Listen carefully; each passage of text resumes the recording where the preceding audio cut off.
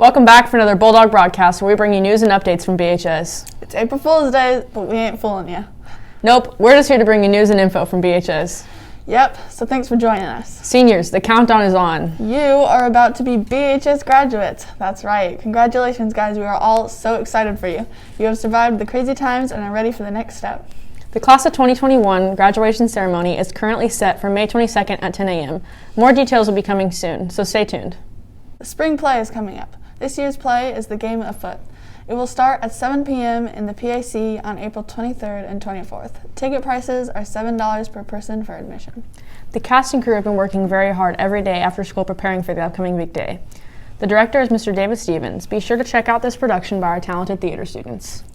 Also, the National Honor Society has been very busy recently organizing a blood drive, which was last Monday at the Baldwin First UMC Fellowship Hall. The National Honor Society is an organization of students who have excelled in academics, involvement, leadership, and volunteer service. They organize blood drives each year, which helps save thousands of lives every year. The culinary department has started a new project this year. Have you noticed the new planting boxes located near the teacher parking lot? Well, new teacher Jenny Bernard and her students have started a new garden for fresh produce and plants. The seeds have been planted and will be maintained all spring. Well, the big news lately has to do with our school attendance format. As you all know, the school schedule has opened up at BHS due to the Kansas governor signing the open schools legislation recently. So, this means students have been attending every other day in the AB format. Now, you have the option of attending in person if you choose to. We ran around BHS for some reporting work to see how students and staff felt about this and how this all came about. We're put in a hard situation, especially at the high school level, because we've been in hybrid so long, and that's what kids are used to. It puts the teachers in a tough situation, where a lot of kids are coming back, and some kids are still going to be on the hybrid model.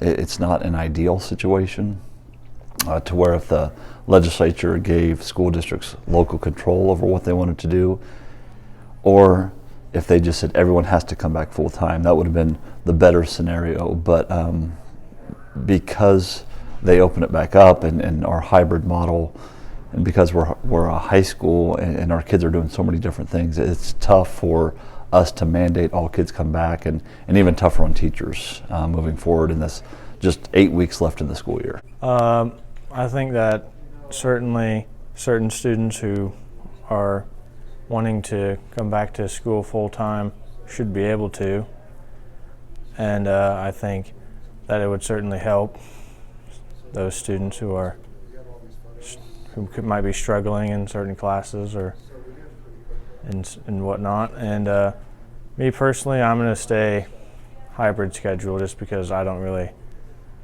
need to be there every day. So it sounds like we've got a lot of students that are planning to be here 5 days a week versus the AB schedule, the hybrid schedule that we were originally on. I don't know that it's going to affect our class sizes too much, and the fact that the CDC has they've reduced the guidelines from 6 feet of social distancing to 3 feet. We're waiting for our local health department to approve that. Once they do, that will help social distancing as well. I think the number one mitigation strategy that we're using is the mask. As long as everybody's got a mask on, I am very comfortable with how well we are protected. It will get a little bit tricky at lunch, and I think we'll just kind of have to wait and see how each lunch period works out to see if we need to add tables. But we may, end up with 3 people at a table. Come up with some other things. Students, if they're more comfortable sitting on a bench to eat their lunch, they'll be able to do that as well. But we're working on those strategies right now. I think it's kind of weird, I guess, but I think it's fitting if there's some students that need to go every day. I think it's a good option to give, but I also like that they're giving the option to remain the same. So I think that it's going to be beneficial for most people. I'm planning on staying the same, of just going remote because it works for me. I enjoy having my days at home where I can work, and I don't really want to sit in class and have to do my own work when I can be doing it at home. So I'm going to stay the same. So I think it was last Thursday, Governor Kelly basically signed, the Back to School Act, which then mandated that all schools give students the option to come back to school full time. The problem is it really put districts like ourselves, who have been on a hybrid schedule the entire year, it kind of put us in a bind. It would have been a lot more beneficial if the Back to School Act mandated that all kids must come back to school, because the reality is for 7 months our kids have basically built their lives around a hybrid schedule. So we have a lot of kids that are working jobs and so forth. And so we certainly at this point we're getting probably 60 kids that are deciding to come back full time. The issue is we can't penalize those kids that are choosing not to come back full time.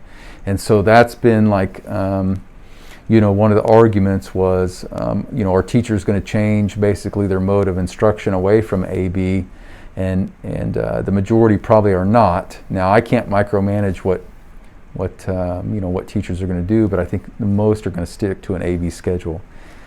The plus side is you can still, you can get into the building every day. You have access to your teachers. You have the ability to eat lunch with your peers. And so from a social emotional standpoint, probably getting back into the building is better. But again, the key is we can't get all kids in the building, and so we had to kind of stick with what we were doing. Now for some quick sports updates. What's happening with our Bulldog sports teams? Well, our girls soccer team, which we're both a part of, is off to a solid start. After a loss to Basehor Linwood, we rebounded against league rival Eudora in a double overtime tie. We played against Spring Hill on Wednesday, with more games coming up. The team's top goal scorers so far have been Bailey Smith and Cambria Crow. Yep. The tennis team, coached by Jim Ashcraft, played at Paola and DeSoto earlier this week. The top team players have been Steven Simpson, Jacob Hoffman, and Eric Lederer. And the softball and baseball teams played Lewisburg on Tuesday, and they play Wellsville today.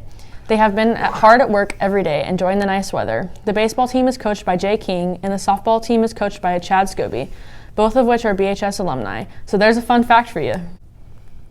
The track team hosts the 54th annual BIT at Baker's Liston Stadium today. That's always a big meet and marks the season opener for the track teams, coached by Mike Spielman. 54 years. Wow, that's a lot of tradition. Hopefully we can have more nice weather for the annual event. Yes, good luck to our tracksters and also to all of our Bulldog athletes. And now to Counselor Debbie Baldwin for a quick rundown of what's going on in the counselor's office.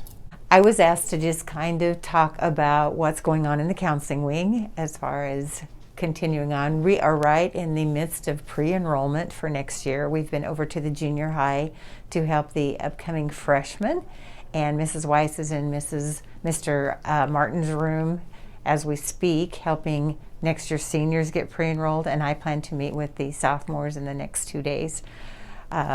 We are in the throngs of scholarships as our seniors apply to college and get admitted to college and apply for scholarships. So if you want to follow me, there's a few that deadlines have passed, but all along this wall, students have been emailed PDF links to all these scholarships so they can do them on a Word document. But all of these scholarships are available to seniors and again have been emailed to them as well. I do also have 2 hyperlinks on the USD 348 website. One is just general scholarship and financial aid information, ACT dates, pretty much miscellaneous and information that can help any senior or even juniors along their pathway. And again, there's a second hyperlink that's just for local scholarships, so parents can also see what local scholarships have come and which ones are still available. Again, I've sent links to all of the seniors, but I do also have hard copies if students want to come and pick up a hard copy. So that's kind of going on, and then we will start moving into getting ready for AP exams for anyone that signed up and paid for an AP exam, and then we will be working on graduation. Right now, graduation is slated for May 22nd with the Senior Awards Assembly and rehearsal on May 21st, but I think there are still many decisions to be made if it will be inside or outside and weather dependent. Thanks for watching today's Bulldog Broadcast on the Bulldog News Network. Remember to always walk on the right side of the hallway And stay classy.